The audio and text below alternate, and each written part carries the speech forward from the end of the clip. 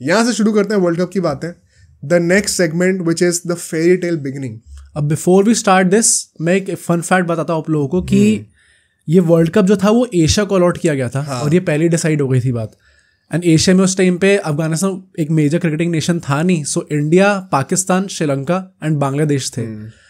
But 2009 में श्रीलंका की team Pakistan गई थी मैच के लिए. वहाँ पे उनकी बस पे एक अटैक हो जाता है जिसके चलते हुए ये सिक्योरिटी कंसर्न्स हो गए थे. एंड इसलिए पाकिस्तान से वर्ल्ड कप ले लिया गया था. And that is why you see कि 2011 वर्ल्ड कप में एक भी मैच पाकिस्तान में नहीं खेला गया था. और एकदम लास्ट राउंड में उनको शिफ्ट कर दिया गया था. सिर्फ 3 ही कंट्रीज में होस्ट हो रहा था. हाँ. Now that we are talking about the beginning, जरा एक बार वहाँ की हाइप की बात करते हैं. बिकॉज ये हम लोग हर वर्ल्ड कप में ये हमें मौका नहीं मिलेगा बात करने का. हाँ. जो हाइप इस वर्ल्ड कप की थी गोइंग इनटू द टूर्नामेंट, मैं तो लिख के गारंटी दे सकता हूँ इतनी हाइप किसी भी वर्ल्ड कप की कभी नहीं थी इंडिया में. इंडिया में हाँ या इससे पहले तक India were never the red hot only favourite of the tournament. 83 वाले वर्ल्ड कप में तो हमें एक्सपेक्टेड भी नहीं था कि हम ग्रुप स्टेज के बाहर निकलेंगे. इसके बाद 15 में हमें पता था कि हमारी टीम उतनी स्ट्रांग नहीं है, यंगस्टर्स आ रहे हैं. और 19 में तो जो हुआ था, यस हाइप थी but it was not at this level. 23 में तो to be very honest hype इतनी थी ही नहीं. It going into that world. हाँ, वर्ल्ड कप शुरू होने के बाद बन गई जब इंडिया हर मैच जीतने लग गई डोमिनेट करके. तो बट वर्ल्ड कप में आने से पहले जो हाइप 2011 वर्ल्ड कप की थी, पता है मैंने अभी जब I was researching for this podcast मैंने दोबारा आर्टिकल्स रिविजिट करे. कई सारे पॉपुलर वेबसाइट्स के जैसे क्रिक इन्फो, क्रिक बस सबके. उसमें मैंने कितने सारे आर्टिकल्स देखे हैं कि फॉरेन जर्नलिस्ट यहाँ पे आ रहे हैं एंड वो उनके आर्टिकल्स की हेडिंग भी ऐसी है कि we have entered into the crazy world of crazy Sachin world ऐसे करके. इंडिया में आने के बाद वो हिस्टेरिया जो था उस टाइम पे वो इतना ज़्यादा था. इनफैक्ट जो वर्ल्ड कप का जो गाना था उस टाइम पे वो भी it was an instant hit. जो ओपनिंग सेरेमनी हुई थी वो पता है पूरी ओलंपिक टाइप की हुई थी. ओके. जो होता ना पूरा ओपन स्टेडियम में लोग ऐसे रिक्शा में बैठ के आ रहे हैं. अच्छा हाँ, ये तो देखी थी मैंने. या मैस्कॉट वो हाथी का वो मैस्कॉट भी था. पूरा एक बहुत ही ग्रैंड बिल्डअप हुआ था वर्ल्ड कप के लिए. मुझे याद है उस टाइम पे एक बहुत फेमस चीज़ ये भी हुई थी. सचिन तेंदुलकर उस टाइम पे हमारी रेड कलर की प्रैक्टिस जर्सी हुआ करती थी. ओपन नेट्स चल रहे थे, प्रैक्टिस हो रही थी एक बैकग्राउंड में. सचिन तेंदुलकर ने कहा मैं लेफ्टी बैटिंग करता हूँ ऐसी, ठीक है, बिना किसी गियर के. एंड स्पिनर से कहा बॉलिंग करो. और वो लेफ्टी बैटिंग करके स्टैंड्स पे छक्के मारे थे सीधा. लेफ्टी बैटिंग करके कितने लोग कर पाते हैं.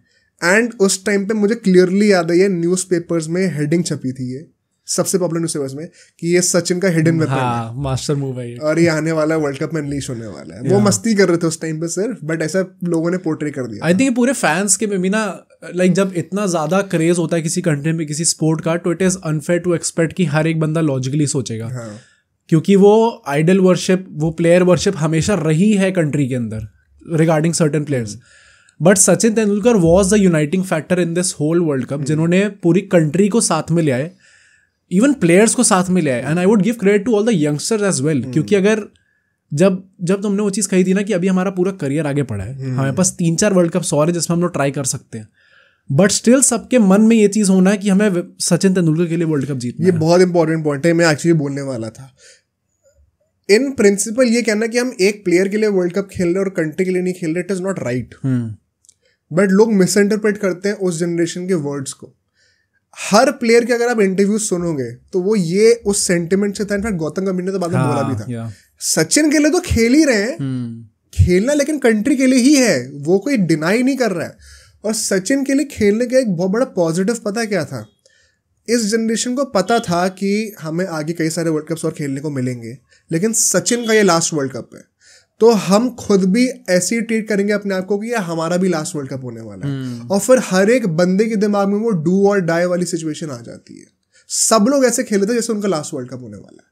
वो फैक्टर बहुत इंपॉर्टेंट था सचिन तेंदुलकर के होने से. प्लस आई थिंक ये रिस्पेक्ट किसी भी स्पोर्ट में अगर कोई बंदा कमांड कर रहा है, मतलब the only logical thing that I can say is probably वो मेसी का जो था फीफा वर्ल्ड कप का 22 का. बट उसके अलावा क्रिकेट में तो I have never seen this before भाई. Till this date I don't think कोई एक प्लेयर नहीं है पूरी कंट्री को पहली बात तो यूनाइट कर सकता है इस लेवल पे, प्लस जितने भी प्लेयर्स हैं उन सबसे इतनी रिस्पेक्ट कमांड कर सकता है कि किसी को फोर्स नहीं करना पड़ेगा, सबके मन में खुद वो चीज़ आएगी कि हमें इनके लिए वर्ल्ड कप जीतना है. और पता और भी इतनी सारी स्टोरीज हैं जो कि हमें पता चलेंगी इस वर्ल्ड कप में. जैसे अभी मैं एक दो और बताता हूँ. सचिन तेंदुलकर का उस टाइम पे जो वो पर्पल पैच चल रहा था, कि भाई जिस मैच में रन बन रहे हैं। तो आई तुम्हें याद है कि नहीं, उस टाइम पे सचिन का वो भी था, एक सुपरस्टिशन भी था, वो एक बैट से खेलते थे और वो बैट चेंज ही नहीं कर रहे थे 2-3 साल से।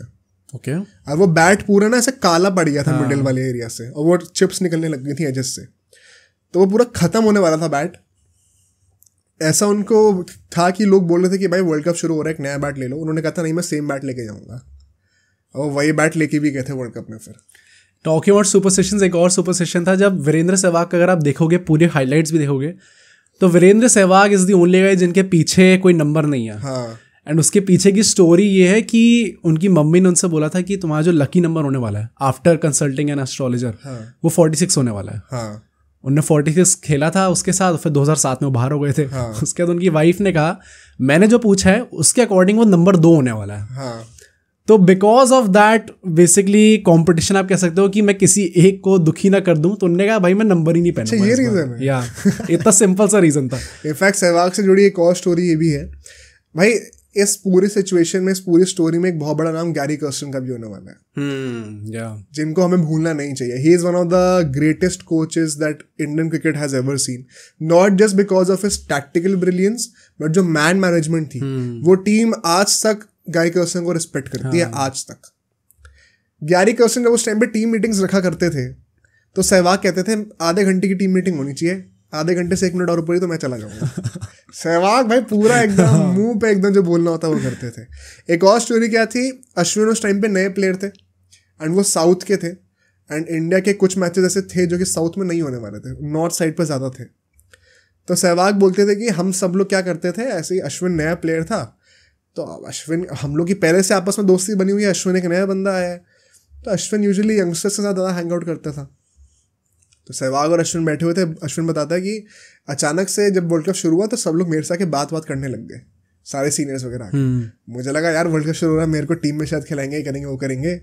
कहता था उसका पता चलता था कि बात करने के लिए आ रहे हो, फिर टिकट मांगते थे अपने फैमिली के लिए कि भाई एक्स्ट्रा टिकट्स हैं तो दे दो यार, क्योंकि तेरा तो कोई आने नहीं वाला ऊपर नॉर्थ में देखने के लिए। तो ऐसे कई सारी फन स्टोरीज हैं। इनफैक्ट अश्विन ने एक और बहुत ही इंपॉर्टेंट चीज़ कही थी, and then we'll move on to the matches. ये एक बहुत इंपॉर्टेंट पॉइंट है। इसमें सचिन और विराट की भी लेगेसी हमें थोड़ी दिखती है, एंड उस टाइम के एरा और इस टाइम के एरा में जो प्रॉब्लम्स है वो भी दिखते हैं। अश्विन ने कहा था उस वर्ल्ड कप में जाते हुए, building up to the world cup and throughout the world cup, last match तक, हम लोग जब भी किसी होटल में जाते थे, एयरपोर्ट पे जाते थे, रेस्टोरेंट में जाते थे, हर कोई बंदा जो हमें देखता था ना, वो एक स्माइल के साथ देखता था, और उनके मतलब वो बिना बात करे दिखता था कि वो हमारे लिए प्रे कर रहे हैं कि हम वर्ल्ड कप जीत जाए। और ये चीज़ अभी उसने, अश्विन ने बोली थी अपनी, आई थिंक कुट्टी स्टोरीज में बोली थी, just before the 2023 world cup. And Ashwin then says कि आज के टाइम पे क्या है, हम जब भी लोगों को देखते हैं एयरपोर्ट पे कहीं पे भी, हमें पता होता है कि ये 10 में से 2-3 लोग ही वो हैं जो हमें एक्चुअली में क्रिटिसाइज करते हैं हमारे पीठ पीछे, वो स्माइल नहीं कर रहे होते। सोशल मीडिया के वजह से ना हर किसी की लेगेसी टेंट हुई है। सचिन तेंदुलकर के करियर का एक ये ड्रॉबैक है कि वो सोशल मीडिया के एरा में नहीं थे, वरना परहैप्स उनकी पॉपुलैरिटी आज के टाइम पे 10x होती। बट एक पता ये ब्लेसिंग भी है कि वो सोशल मीडिया पे के एरा में नहीं थे ना, तो उनकी लेगेसी अनटच्ड है। यू कैन जस्ट सी कि महेंद्र सिंह धोनी की लेगेसी पे कितने सवाल उठते हैं आजकल, क्योंकि वो अभी तक रेलेवेंट है, he still playing cricket. Sachin Tendulkar एकदम डिटैच्ड है सोशल मीडिया से, क्रिकेट से डिटैच्ड है, क्रिकेट से detached, and that is why कोई मतलब हार्डली कोई बात करता है आजकल उनकी, एंड वो एक ब्लेसिंग इन डिस्गाइज भी है। जब करता है तो अच्छी करता है। जो जिनको गाली देनी होती है वो वही है कि मुझे रोहित या विराट को ऊपर दिखाना है उनसे, तो मैं क्या बेंड करके करता हूँ। बट वो सबके दिलों में एक वो अंडरस्टैंडिंग है, वो गॉड फिगर है, बाकी जितना भी पास आना चाहे आ जाए, but that guy is untouched at the top. With this, ये जो फेयरटेल बिगिनिंग थी, ये हमारी और आगे बढ़ती है, क्योंकि जो हमारे पहले 2 वार्म अप मैचेस थे वो इंडिया बड़े अच्छे से जीतती है। पहला मैच न्यूजीलैंड के अगेंस्ट था, बहुत तोड़ाई करते हैं, धोनी ने 100 मार दी वही आके, ठीक है। दूसरा मैच ऑस्ट्रेलिया से था, और ये भी मुझे स्पेसिफिकली याद है, मैंने मैच पूरा लाइव देखा था उस टाइम पे। ऑस्ट्रेलिया एक टाइम पे जीत रही थी आराम से, इंडिया का टोटल कुछ बहुत ज़्यादा था नहीं, 210 2030 ऐसे, 2030 करो 230 ऐसे के आसपास था। और फिर पीयूष चावला, जिन्होंने आज तक इंडिया में कोई ओडीआई नहीं खेला था, उनको धोनी लाते हैं और उन्होंने 4 विकेट ले लिए। थिंग्स आर कमिंग टुगेदर और इंडिया जीत गई। तो जो भी सवाल थे ना स्क्वाड के ऊपर, वो वार्म अप मैचेस में ऑलमोस्ट सारे आंसर हो चुके थे। बाकी सारे प्लेयर्स ऑलमोस्ट अच्छा खेल ही रहे थे, सिर्फ एक प्लेयर था जिसने वार्म अप में भी परफॉर्म नहीं करा था, बड़े प्लेयर ने, वो था Yuvraj Singh. Warm up matches में भी उन्होंने परफॉर्म नहीं करा था। लिटरली वो जो गोल्डन पैच आया ना, वो वर्ल्ड कप के पहले मैच से आखिरी मैच, वो पूरा वही एग्जैक्टली उसी मोमेंट पे था। वो कहते ना भगवान ने वो डिसाइड कर रखा था पहले से।